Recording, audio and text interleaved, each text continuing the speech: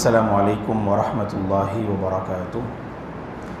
الحمد للہ رب العالمین والعاقبۃ للمتقین والصلاة والسلام علی رسولہ الامین وعلی آلہ وصحبہ اجمعین ومن تبعہ بإحسان الی یوم الدین، اما بعد فاعوذ باللہ من الشیطان الرجیم وَلَوْ أَنَّ قُرْآنًا سُيِّرَتْ بِهِ الْجِبَالُ أَوْ قُطِّعَتْ بِهِ الْأَرْضُ أَوْ كُلِّمَ بِهِ الْمَوْتَى بَلْ لِلَّهِ الْأَمْرُ جَمِيعًا أَفَلَمْ يَيْأَسِ الَّذِينَ كَفَرُوا أَن لَّوْ يَشَاءُ اللَّهُ لَهَدَى النَّاسَ جَمِيعًا وَلَا يَزَالُ الَّذِينَ كَفَرُوا تُصِيبُهُم بِمَا صَنَعُوا قَارِعَةٌ أَوْ تَحُلُّ قَرِيبًا مِّن دَارِهِمْ حَتَّى يَأْتِيَ وَعْدُ اللَّهِ إِنَّ اللَّهَ لَا يُخْلِفُ الْمِيعَادَ۔ قابل احترام حضرات و خواتین، اللہ کا بے پناہ شکر و احسان ہے، نماز عشاء اور سنتوں سے فارغ ہونے کے بعد مسجد ہدیٰ عمر آباد میں ہم سب تشریف فرما ہیں، ایک عظیم مقصد کو لے کر۔ وہ عظیم مقصد یہ ہے کہ رحمت للعالمین، خاتم النبیین، امام الانبیاء محمد عربی صلی اللہ علیہ وسلم کی حیات طیبہ اور مبارک زندگی کے چند گوشوں کو ہم معلوم کریں اور ان کے مطابق ہم اپنی سیرت اور زندگی کو ڈھال لیں۔ اللہ تعالیٰ اس عظیم مقصد میں ہم سب کو کامیابی عطا فرمائے اور رسول اللہ صلی اللہ علیہ وسلم سے سچی محبت کرنے کی اللہ ہم سب کو توفیق بخشے، آمین۔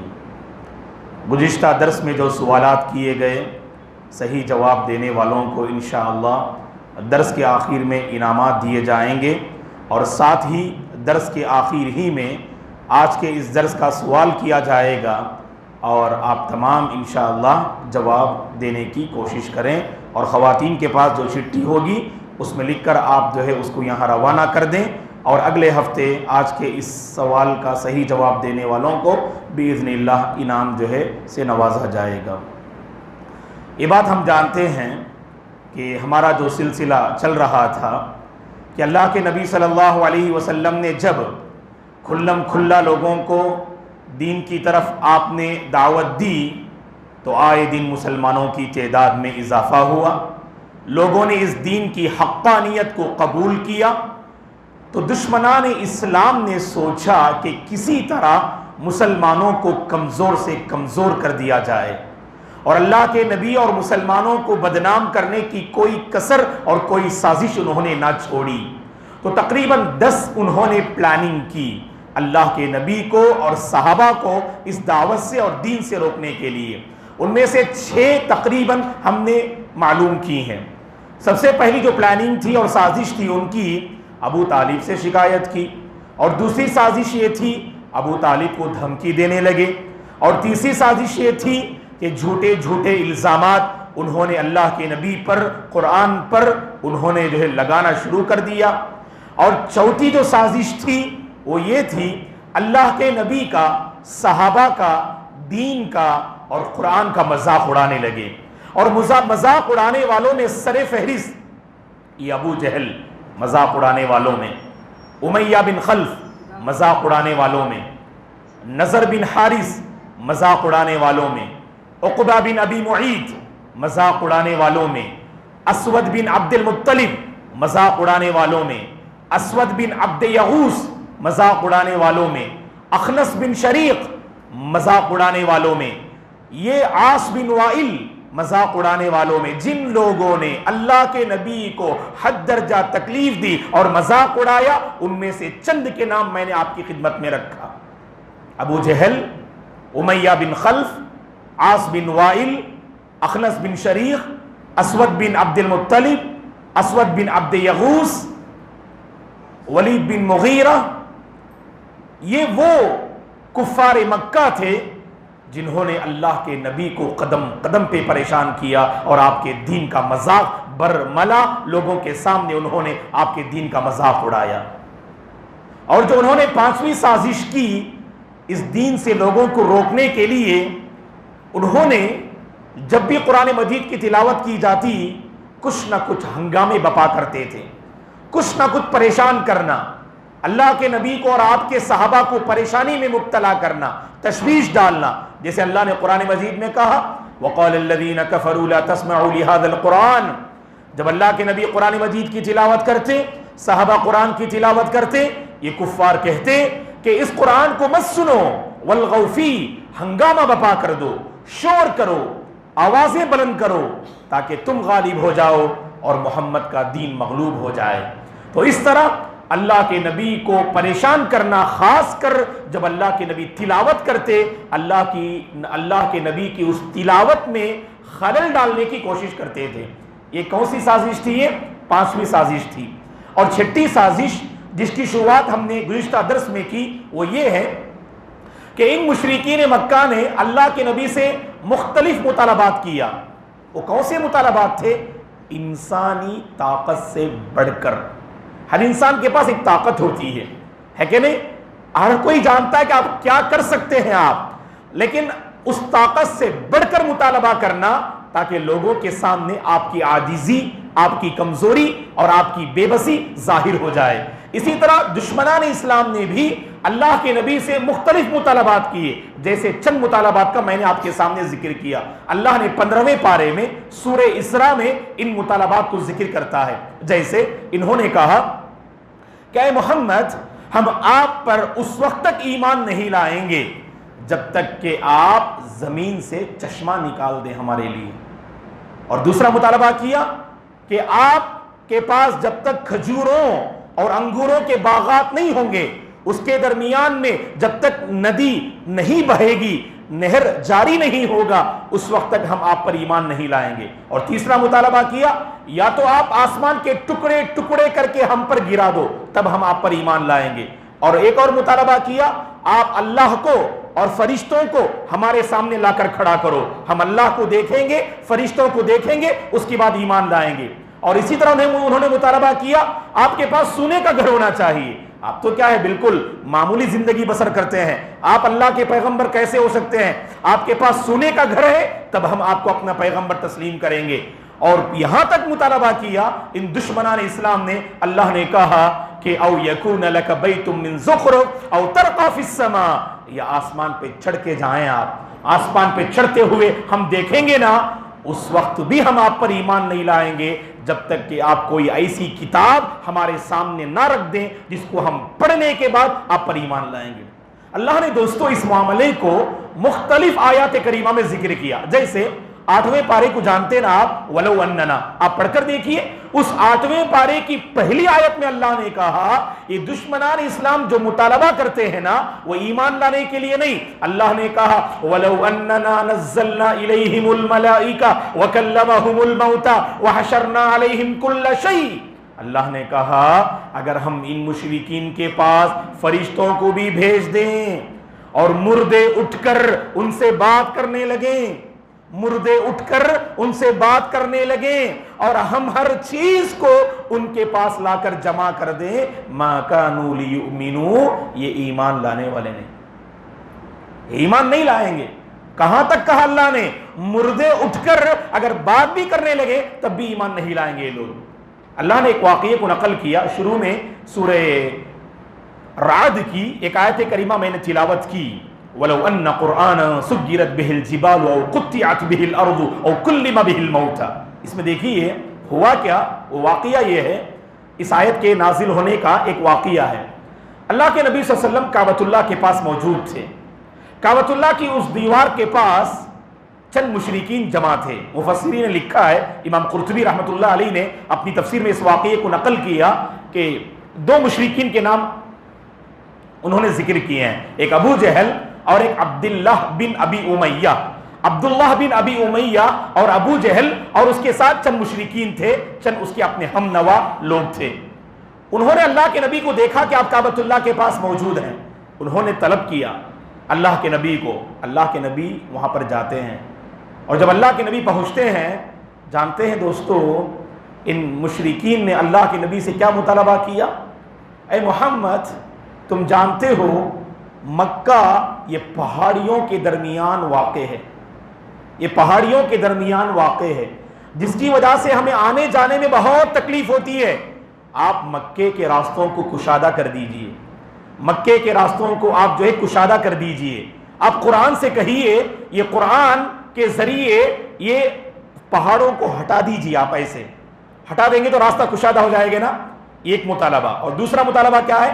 اور اسی طرح آپ اس قرآن کے ذریعے زمین سے کہیے زمین کے ٹکڑے ٹکڑے ہو جائیں، زمین جو ہے پھٹ جائے اور وہاں سے پانی ابلنے لگے. آپ جانتے ہیں محمد کہ یہ مکے کی زمین ایسی ہے یہاں ہم کھیتی باڑی کا کام نہیں کر سکتے، یہاں کوئی پھل تیار نہیں ہوتا. اسی لیے آپ اس قرآن کے ذریعے چشمے جاری کر دیجئے، ہم کھیتی باڑی کرنے میں مصروف ہو جائیں گے. اور تیسرا مطالبہ کیا، ابو جہل وغیرہ نے کہا آپ اس قرآن کے ذریعے کسی مردے کو زندہ کر دیجئے. اور نام لیا اس نے، ہمارے جو آبا و اجداد گزرے ہیں ان میں سے ایک کا نام لیا، قصی بن کلاب. قصی بن کلاب کو زندہ کر دیجئے. ہم ان سے پوچھ لیں گے قصی سے، اے قصی کیا محمد جو دین پیش کر رہے ہیں وہ صحیح ہے غلط ہے؟ اگر وہ صحیح کہیں تو ہم تو مان لیں گے. نعوذ باللہ، یعنی مذاق اڑانے کی حد. ایک کہا کہ قرآن کے ذریعے پہاڑ کو دور بھیج دیجئے اور راستے میں یعنی تاکہ راستے کشادہ ہو جائیں، اور زمین کو الگ الگ کیجئے، ٹکڑے ٹکڑے کیجئے تاکہ چشمے نکلنے لگے، اور مردوں کو زندہ کیجئے اس قرآن کے ذریعے. اللہ نے ان تین چیزوں کو بھی بیان کیا اس آیت میں. وَلَوْ أَنَّ قُرْآنًا سُيِّرَتْ بِهِ الْجِبَالُ أَوْ قُطِّعَتْ بِهِ الْأَرْضُ أَوْ كُلِّمَ بِهِ الْمَوْتَى وَلَوْ بِالْفَرْضِ. اگر اس قرآن کے ذریعے پہاڑ چلا دیے جائیں، پہاڑ کو اللہ تعالیٰ اگر ہٹا دیں، زمین کے ٹکڑے ٹکڑے کر دیے جائیں، اور اس کے ذریعے سے مردے اگر بات بھی کریں، یہ کبھی ایمان لانے والے نہیں. اللہ تعالیٰ نے ان کی حقیقت کو واضح کر دیا.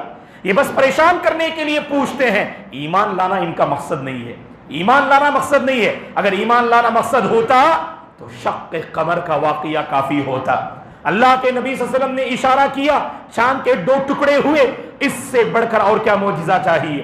اور اگر واقعی ایمان لانا ان کا مقصد ہوتا، قرآن مجید جن حقائق کو بیان کیا کرتا تھا وہ حقائق ان کے لیے کافی ہیں.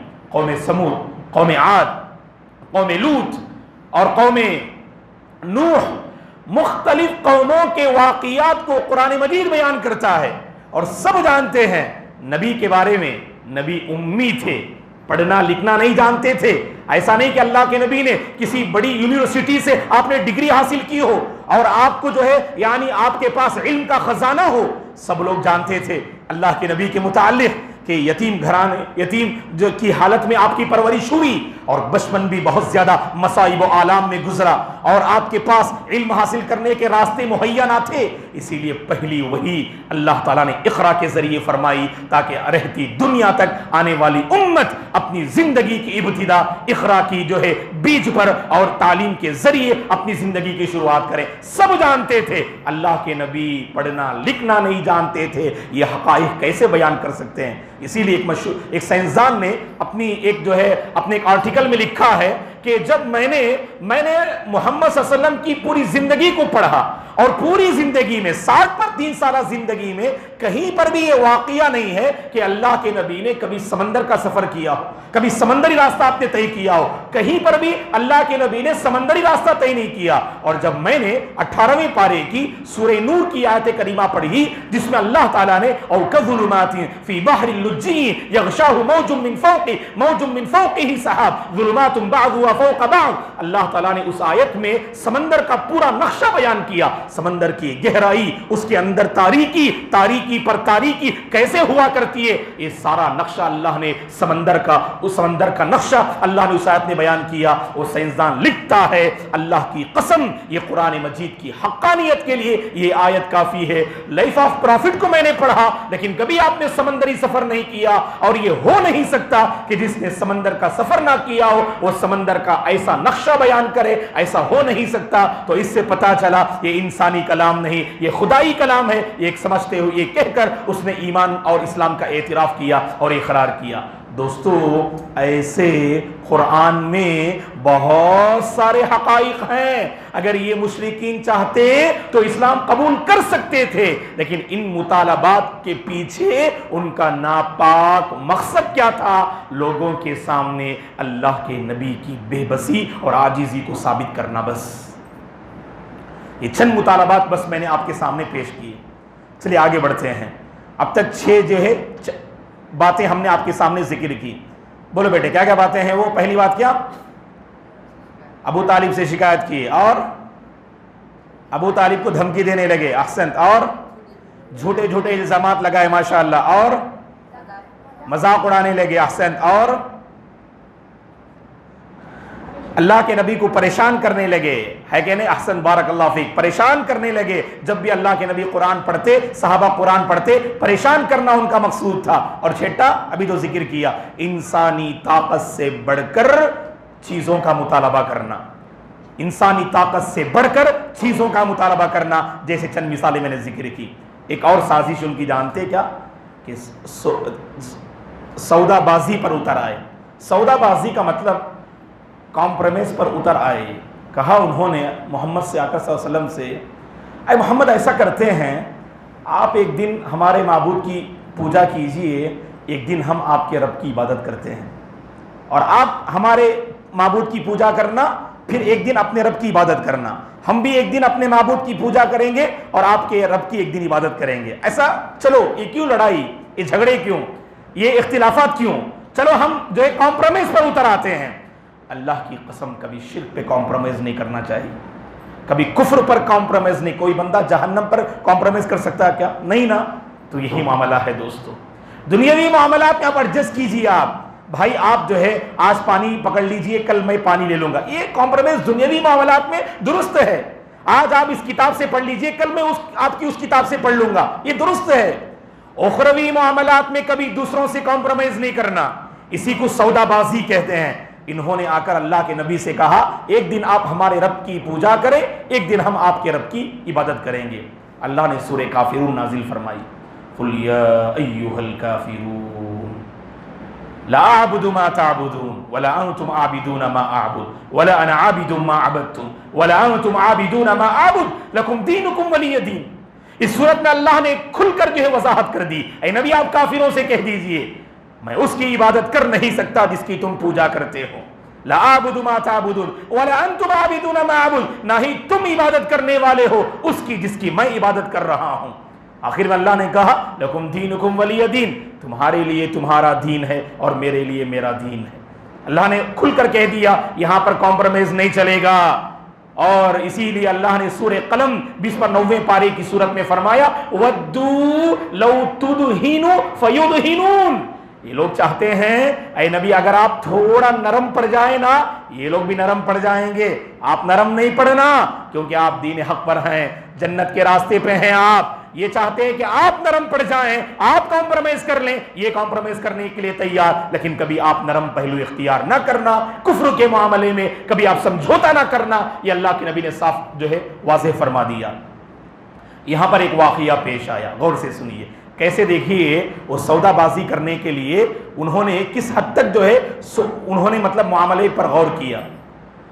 جب ابو طالب بیمار ہوئے، بستر پر لیٹے ہوئے ہیں، تو چند مشرکین ابو جہل کے پاس آتے ہیں. ابو جہل بھی تھا اس میں، امیہ بن خلف، نضر بن حارث اور دیگر چند مشرکین جو سردار تھے وہ سب وہاں موجود تھے. انہوں نے ابو طالب سے آ کے کہا کہ اے ابو طالب، اس سے پہلے بھی ہم نے آپ سے شکایت کی اور آپ کو دھمکی دیے، کوئی فائدہ نہیں ہوا. چلو ایک معاملہ کرتے ہیں کہ آپ اپنے بھتیجے کو بلائیے، کچھ نہ کچھ بیٹھ کے ہم بات کر لیتے ہیں کہ ان کے حق میں کہ کچھ لینا دینا، لین دین کی بات کرتے ہیں نا، لین دین کی بات کچھ کر لیتے ہیں ہم. تو ابو طالب نے سمجھا کہ چلو بھتیجے کو بلاتے ہیں، کوئی صورت نکل آئے. اب ان کے دل تو نرم ہو چکے ہیں، شاید کہ یہ محمد کے راستے میں کوئی رکاوٹ پیدا نہ کرے. اس غرض سے اپنے بھتیجے کو بلاتے ہیں. اللہ کے نبی حاضر ہوتے ہیں. بھتیجے کی طرف دیکھ کر ابو طالب نے کہا کہ بیٹے یہ لوگ آئے ہیں آپ سے کچھ بات کرنا، آپ سے کچھ لینے دینے کی بات کرنا چاہتے ہیں. صلی اللہ علیہ وسلم نے فرمایا آگے بڑھ کر، چچا جان بس ایک ہی معاملہ ہے، وہ معاملہ آپ ان سے کہہ دیجئے. وہ کیا ہے کہ وہ لین دین کی بات کرتے ہیں نا، وہ مجھے ایک کلمہ دے دے بس، وہ مجھے ایک کلمہ دے دے بس، عرب کے لوگ ان کے ماتحت میں آ جائیں گے اور سارا عجم ان کا مطیع و فرما بردار بن جائے گا. عرب کی بادشاہت ان کے قدموں پہ آ جائے گی. اور عجم کے لوگ ان کے مطیع و فرما بردار بن جائیں گے۔ عرب و عجم کسے کہتے ہیں؟ عرب میں رہنے والے کو عرب اور عرب سے باہر رہنے والے کو عجم کہتے ہیں۔ عجم کے معنی گونگے کے آتے ہیں، اور عرب کے لوگوں کو ناز تھا، فخر تھا اپنی زبان پر۔ جو عربی زبان بولنا جس کو نہ آئے وہ گونگا کہتے تھے اسے، ہے کہ نہیں؟ جو عربی زبان بولنا جانے وہی اصل گفتگو کرنے والا، اور جس کو عربی زبان نہ آئے اسے گونگا بولتے تھے وہ لوگ۔ عجم، عین جیم میم، تو عجم تو کہا کہ جو ہے جو اس کلمے کو کہہ دے گویا کہ وہ عرب کی بادشاہت اس کے قدموں پہ آ جائے گی، اور عجم کے تمام لوگ اس کے مطیع و فرما بردار بن جائیں گے۔ بعض مشرکین نے تعجب سے پوچھا بس ایک کلمہ؟ ابو جہل نے بھی آگے بڑھ کے اللہ کے نبی سے کہا کہ ایک کلمہ بس، اس کے علاوہ کچھ بھی نہیں۔ اصل ان کو نہیں معلوم تھا کہ اللہ کے نبی کون سا کلمہ کہنے والے ہیں، تو ابو جہل نے پوچھا بس ایک کلمہ نا؟ اللہ کے نبی نے کہا کہ ایک کلمہ۔ وہ کلمہ کیا ہے؟ اللہ کے نبی نے کہا کہ بس لا الہ الا اللہ کہہ دو، اپنے تمام معبودان باطلہ کی پرستش سے توبہ کر لو، ایک اللہ کی بندگی پہ آ جاؤ۔ فوراً مذاق کرتے ہوئے ابو جہل نے کہا اجعل الآلہۃ الہ واحدہ ان ھذا لشیء عجاب، ارے عجیب و غریب بندہ ہے، اتنے معبودان ہمارے سامنے ہیں، 360 بت کی ہم پوجا کرتے ہیں، اس نے ان سارے بتوں کو ایک معبود بنا دیا، یہ تو بڑی تعجب کی بات ہے۔ یہ کہتے ہوئے اس نے ابو جہل نے اپنے دیگر ساتھیوں سے کہا چلو ہمارا کوئی کام ہونے والا نہیں، اور یہ محمد اپنے کام سے باز آنے والے نہیں، ہمارا کوئی کام ہونے والا نہیں، اور یہ محمد اپنے کام سے باز آنے والے نہیں، یہ اپنے کام پہ لگے رہنے دو، ہم اپنے کام پر لگے رہیں، اللہ ہی ہمارے اور ان کے درمیان فیصلہ کرنے والا۔ ایسا لگ رہا تھا گویا کہ دین برحق پر جو قائم تھا ابو جہل، اس نے کہا کہ چلو چلتے ہیں، اللہ ہی ہمارے اور ان کے درمیان فیصلہ کرنے والے۔ یہ کہہ کر جب آگے بڑھتا ہے تو اللہ تعالیٰ سورہ صاد کی 23ویں پارے میں، سورہ صاد ہے، اس کی شروع کی آیتیں پڑھ کر دیکھیے، اللہ اسی واقعے کو نقل کیا۔ اس میں سے ایک آیت میں نے جو ہے پڑھی، یہی ابو جہل نے کہا، ابو جہل کی بات اللہ نے نقل کی، اجعل الآلہۃ الہ واحدہ ان ھذا لشیء عجاب، کیا اس محمد نے اتنے سارے بتوں کو ایک معبود بنا دیا؟ ارے یہ تو تعجب کی بات ہے۔ اس طرح کہہ کر کمپرومائز کرنے کے لیے تیار نہیں۔ تو بہرحال دوستو سودا بازی پہ اتر آئے، کمپرومائز کرنے پہ اتر آئے، لیکن جیسے میں نے کہا نا، کبھی کفر سے ہم سمجھوتا نہیں کریں گے، کبھی ہم شرک سے سمجھوتا نہیں کریں گے۔ اللہ تعالیٰ نے جس دین سے مجھے اور آپ کو مالا مال کیا ہے، دعا کیجئے گا اللہ تعالیٰ مجھے اور آپ کو زندگی کی آخری سانس تک اس پر باقی رکھے۔ اس دور پرفتن میں جہاں انسان کا ایمان خطرے میں ہوتا ہے، نوجوانوں کا تقوی خطرے میں ہے، ایسے پرفتن دور میں اگر آپ اپنے تقوی کی، ایمان کی، سوچ کی اگر حفاظت کر لیں، اللہ کی قسم آپ کامیاب انسان ہیں۔ آپ دیکھیے اللہ کے نبی کو اس دعوت سے روکنے کے لیے کس حد تک انہوں نے کوشش کی۔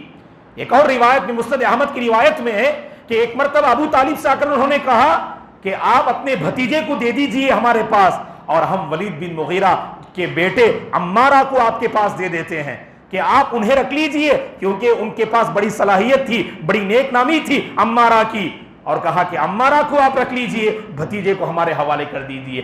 حد درجہ انہوں نے سودا بازی کی کوشش کی، حد درجہ انہوں نے اللہ کے نبی سے کمپرومائز کرنے کے لیے، یعنی انہوں نے آگے بڑھا، لیکن اللہ کے نبی صلی اللہ علیہ وسلم اس کے لیے تیار نہ ہو پائے۔ یہ 8ویں سازش تھی دوستو۔ سنیے 9ویں سازش۔ 9ویں سازش کیا تھی جانتے آپ؟ یہ غور سے سنیے گا۔ ایک شخص ہے جو بہت زیادہ اللہ کے نبی کو جس نے پریشان کیا، اس کا نام نور بن حارث۔ اس کا نام کیا ہے؟ نور بن حارث۔ یہ نام ذہن میں رکھیے گا آپ لوگ، کبھی پوچھوں گا انشاءاللہ میں 3-4 ہفتے کے بعد، ٹھیک ہے؟ اب نہیں۔ نظر بن حارث جو مشرک تھا، اس کی ایک عادت تھی، مکے میں یہ بہت مشہور تھا، آس پاس کے جتنے علاقے تھے ان سب علاقوں کا دورہ کرتا، وہاں کے لوگوں سے معلومات دریافت کرتا، اور آ کے مکے میں بیٹھ کر قصے بیان کرتا تھا۔ قصے بیان کرنے میں بہت مشہور تھا یہ، اسے بعض لوگوں کی عادت ہوتی ہمیشہ قصے بیان کرنے کی۔ یہ اور بات ہے کہ جھوٹے قصے رہتے، عادت بن جاتی، کچھ نہ کچھ بولتے رہنا، غلط ہو یا صحیح بولتے رہنا۔ تو اسی طرح سے بعض لوگوں کے پاس مزاج کیا، ماشاءاللہ بعض لوگوں کو ہم نے دیکھا کہیں باہر جاتے ہیں، ایک تحقیقی مزاج، کوئی مسجد دیکھتے ہیں تو پوچھتے ہیں بھائی یہ کب کی مسجد؟ 150 سال پرانی، ماشاءاللہ تبارک اللہ، کون تھے سب سے پہلے اس میں؟ ایسی تحقیق، یہ جستجو ہمارے پاس ہونی چاہیے، آپ کی نالج میں اضافہ ہوگا۔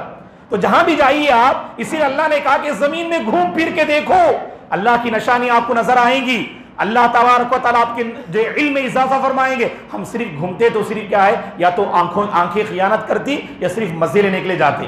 اپنے نالج کو بڑھانے کے لیے جائیے آپ، بہت جو ہے فائدہ ہوگا آپ کو۔ دیکھیے عقبہ بن یہ نضر بن حارث بھی ایسا ہی تھا، جہاں بھی جاتا نا لوگوں سے جو ہے معلوم کرتا تھا کہ تم سے پہلے والے لوگوں کی کچھ قصے بیان کرو، تو بہت سارے قصے سے یاد تھے۔ اور یہ ایسا مکار شخص تھا، اللہ کے نبی جب صحابہ کے سامنے قرآن مجید میں موجود واقعات کو بیان کرتے تو اللہ کے نبی جیسے ہی فارغ ہو کے نکلتے اپنے ساتھیوں کو جمع کر لیتا، کیا یہ محمد ہی نعوذ باللہ قصے سنائیں گے کیا؟ مجھے بھی بہت قصے یاد ہیں، بیٹھو۔ لیکن اس کے قصے پیچھے پڑ جاتے۔ محمد صلی اللہ علیہ وسلم سبحان اللہ جن قصوں کو بیان کیا کرتے تھے، ان قصوں میں جو تاثیر تھی، ان قصوں کی وجہ سے لوگوں کے اندر جو بدلاؤ آیا کرتا تھا، وہ نضر بن حارث میں کچھ بھی نہیں آتا تھا، بس لوگ سن کے مذاق اڑا کے ہنس کے چل جاتے تھے۔ نضر بن حارث پھر بھی اپنے اس پر جو ہے مگن تھا۔ اب یہاں پر سنیے، نضر بن حارث اور عقبہ بن معیط کو دشمنان اسلام نے مکہ سے مدینہ روانہ کیا، مکہ سے مدینہ روانہ کیا۔ کیوں روانہ کیا، اس کے پیچھے کیا اسباب تھے، اور وہاں جانے کے بعد کیا ہوا، انشاءاللہ آنے والے درس میں ہم معلوم کرتے ہیں۔ اللہ تبارک و تعالیٰ سے دعا ہے کہ اللہ تبارک و تعالیٰ دشمنان اسلام کی سازشوں سے اللہ پوری امت مسلمہ کی حفاظت فرمائے، خاص کر فی الوقت فلسطین کے جیسے کچھ حالات چل رہے ہیں، اللہ تبارک و تعالیٰ وہاں مظلوم مسلمانوں کی اللہ حفاظت فرمائے، اللہ ان کا حامی اور ناصر بن جائے، غزہ کے مسلمانوں کی اللہ حفاظت فرمائے، ظالم حکمران اور دشمنان اسلام کی سازشوں کو اللہ مٹی میں ملا دے، پرسکون ماحول اللہ وہاں عطا فرمائے۔ اور یہاں جو پرسکون ماحول ہے، امن والا ماحول ہے، اس امن والے ماحول کی اللہ مجھے اور آپ کو قدر کرنے کی توفیق عطا فرمائے۔ ان بھائیوں کے حق میں، بہنوں کے حق میں اللہ ہم سب کو دعائیں کرنے کی اللہ توفیق عطا فرمائے۔ جب تک اللہ ہمیں اس دنیا میں باقی رکھے، اس کے دین پر باقی رکھے، اس کے نبی کے طریقے پر باقی رکھے، اسی پر اللہ مجھے اور آپ کو خاتمہ نصیب فرمائے۔ اللہ تبارک و تعالیٰ آپ تمام کی زندگی علم اور عمل میں برکت نصیب فرمائے، آپ تمام کو پرسکون زندگی میسر فرمائے، معاشرتی زندگی میں اللہ چین و قرار نصیب فرمائے، اور جو نوجوان لڑکے شادی کے مرحلے میں قدم رکھ چکے ہیں اللہ ان کے حق میں نیک جوڑے کے انتظام کے فیصلے فرمائے، اور جن کی شادیاں ہو چکی ہیں محبت والی الفت والی زندگی نصیب فرمائے۔ جو بے اولاد ہیں اللہ انہیں اولاد سے مالا مال فرمائے، جن کو اللہ نے اولاد سے نوازا ہے اللہ ہمارے بچوں کو نیک بنائے، دیندار بنائے، آمین۔ اقول قولی ھذا واستغفر اللہ لی ولکم ولسائر المسلمین من کل ذنب فاستغفروہ انہ هو الغفور الرحیم۔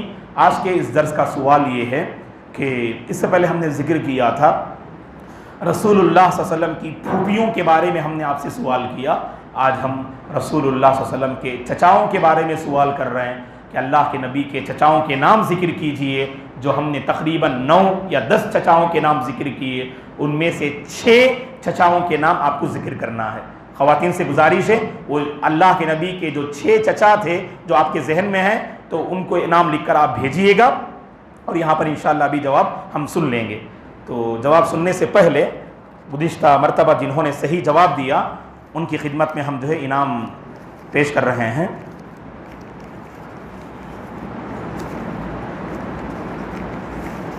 سب سے پہلے خواتین میں صحیح جواب دینے والے رضوانہ بنت مبارک علی، کوئی بیٹا کوئی آؤ بیٹے آئیے، رضوانہ بنت مبارک علی ان کا صحیح جواب رہا، اور ماہرہ بنت خلیق الزماں ان کا بھی صحیح جواب رہا، اور شازیہ بنت گلزار احمد، ان تینوں کی خدمت میں جو ہے انعام پیش کیا جا رہا ہے، جگہ دے دو بیٹے۔ اس کے بعد یہاں مرد حضرات میں تو عدنان تشریف لائیں، آپ نے صحیح جواب دیا ماشاءاللہ، بارک اللہ فیک، مزید آگے بڑھایا آپ کو۔ حنزلہ ماشاءاللہ بارک اللہ فیک، شکراً۔ عامر کہاں بیٹے؟ عامر ہے نا؟ بارک اللہ فیک، ماشاء اللہ. اور عبدالرزاق، ماشاء اللہ تبارک اللہ، اچھی بات. تو آج کا جو سوال تھا کہ رسول اللہ صلی اللہ علیہ وسلم کے چچاؤں کے نام، جو 6 نام ذکر کرنا ہے انشاءاللہ آپ کو، جو صحیح جواب دیں گے انشاءاللہ جو ان کو انعام دیا جائے گا اگلی کلاس میں. جی آئیے گا صحیح جواب دینے والے، آؤ بیٹے. جی آہستہ بولو. جی بولیے. حارث زبیر، حارث زبیر، حارث نہیں بولیے. ہاں حمزہ رضی اللہ عنہ، جی عباس رضی اللہ عنہ، جی ابو طالب، جی ابو لہب، جی مقوم، ماشاء اللہ. تو احسنت. نام کیا آپ کا؟ عاصم. عاصم، ماشاء اللہ. جی بولو بیٹا. حمزہ، عباس، ماشاء اللہ ابو طالب، ماشاء اللہ ابو لہب، ماشاء اللہ زبیر، ماشاء اللہ مقوم، ماشاء اللہ سرار، ماشاء اللہ حجل، ماشاء اللہ تبارک اللہ. ہم نے 6 نام پوچھے، 7 8 نام ذکر کر دے. ماشاء اللہ، اللہ برکت دے بیٹے آپ کو. بارک اللہ فیک. کیا نام آپ کا؟ شیخ انس. ماشاء اللہ شیخ انس، بارک اللہ فیک. جی احسنت. حمزہ رضی اللہ عنہ، عباس رضی اللہ عنہ، عباس رضی اللہ عنہ، زبیر رضی اللہ عنہ، مقوم، سرار، حجل، مقوم، حجل، ماشاء اللہ ماشاء اللہ احسنت. ایک اور نام. سرار، خزم، احسنت. ٹھیک ہے. بار کیا نام؟ شیخ انس. شیخ. ٹھیک ہے ماشاء اللہ تبارک اللہ. تو 3 جو ہے طلبہ ہمارے صحیح جواب دیے الحمدللہ. اور ہمارے شیخ انس اللہ تعالیٰ نظر بد سے بچائے. ماشاء اللہ 6 پوچھا تھا ہم نے، اور ہو بہو جیسے میں نے کہا جس آرڈر سے ماشاء اللہ اس آرڈر سے 8 نام ذکر کیے تقریباً، ہے کہ نہیں؟ اللہ برکت دے ماشاء اللہ. واقعی یہ ہمت کی بات ہے. اللہ تعالیٰ جو ہے ہمارے ان بچوں کو جو ہے آگے بڑھائے، ان کے فیوچر کو اللہ روشن کرے. ماں باپ کے حق میں اللہ تعالیٰ آنکھوں کی ٹھنڈک کا ذریعہ بنائے. جزاکم اللہ خیرا. ٹھیک انشاءاللہ. تو خواتین جو ہے انشاءاللہ جا سکتی ہیں. اگر کوئی سوال ہو تو آپ لوگ کر لیجئے گا انشاءاللہ، اس میں ہم فارغ ہو جائیں گے انشاءاللہ 5 منٹ میں. جی سوال ہے تو کر سکتے ہیں ورنہ ختم کر دیں گے انشاءاللہ. تو بہرحال ہمارے طلبہ جواب دیتے ہیں. ہماری گزارش ہے کہ ہمارے دیگر جو نوجوان احباب بیٹھے ہیں انشاءاللہ آپ لوگ بھی کوشش کیجئے گا. تو کچھ بھی انشاءاللہ اگر آپ لوگ اور اچھا انعامی مطالبہ کرتے ہیں تو وہ بھی انتظام کریں گے انشاءاللہ. کیا مولانا آپ خالی پین دیتے ہیں نا پینسل، ایسا نہیں ہے. انعام ہوتا ہے الحمدللہ، ہے کہ نہیں؟ اللہ برکت دے انشاءاللہ. بارک اللہ فیکم. جی ہاں فرض عین دیکھیے ہمارے پاس شریعت کی بہت ساری اصطلاحات ہیں جس میں آپ واجب، محرم، مکروہ وغیرہ کہتے ہیں. اس میں ایک فرض عین ہے. فرض عین کا مطلب کیا ہے کہ ہر مسلمان کو وہ عبادت ادا کرنا، انجام دینا ہر مسلمان پہ ضروری ہے. بعض ادا کر دے، بعض ادا نہ کرے تو کافی نہیں ہوگا. مثلا 5 وقتہ نمازیں پڑھنا یہ فرض عین ہے. مثلا جو ہے آپ نماز پڑھ لیے، آپ کے ابو کو ضرورت نہیں، آپ کے بھائی کو ضرورت نہیں، ایسا نہیں. آپ کے ابو کو پڑھنا ہے ان کے لیے، آپ کو پڑھنا ہے اپنے لیے، ایسا. تو ہر وہ عبادت جسے ہر شخص ادا کرنا ہے اسے فرض عین کہتے ہیں. اور ہر وہ عبادت جسے ہر شخص ادا کرنا ضروری نہیں، چند لوگ ادا کر دیں تو انشاءاللہ 70 پر سے گناہ نکل جائے گا. وہ کیا ہے؟ فرض کفایہ بولتے. جنازے کی نماز پوری بستی والے پڑھتے کیا؟ نہیں، چند لوگ پڑھ لیتے ماشاءاللہ. جنازے کی نماز فرض کفایہ ہے. اگر کوئی بندہ ڈوب رہا ہے اسے بچانا فرض کفایہ، بستی کے پورے لوگ جمع ہو کے بچانا نہیں. ایک آدمی بچا لیا تو بس کافی ہے، ایسے تو ٹھیک ہے نا. تو اسے فرض کفایہ اور فرض عین بولتے. ہر شخص ادا کرنا ضروری ہو تو فرض عین ہے، بعض لوگ ادا کر دیں تو کافی ہے، وہ فرض کفایہ ہے. جی اور کوئی سوال ہے کسی کے پاس؟ آپ لوگ کو سوال بھی سوچ کر آئیے انشاءاللہ. آپ کے ذہن میں کچھ اصل کبھی آپ کو ماشاءاللہ معلومات رہتے ہیں، کبھی آپ کے سوال سے دوسرے بھائیوں کو اور بہنوں کو انشاءاللہ فائدہ پہنچ جائے گا انشاءاللہ. یہ اصل مقصد ہے. اور نوجوانوں سے ہم اپیل کرتے ہیں کہ آپ کی طرف سے کچھ ایسے سوالات آئیں جو نوجوانوں کے لیے چیلنجز ہیں آج کے اس دور میں، تو بہت فائدہ ہوگا میرے بھائیوں، ہے کہ نہیں؟ کچھ کھل کر آئیے انشاءاللہ. آگے بڑھ کر کچھ ایسے سوالات کیجئے جس سے آپ کے اندر کچھ بہتری آئے، بدلاؤ آئے، دل کی اصلاح ہو، فیوچر میں جو ہے کچھ آپ کو رہنمائی کی باتیں مل جائیں انشاءاللہ. ایسے کچھ سوالات کیجئے انشاءاللہ.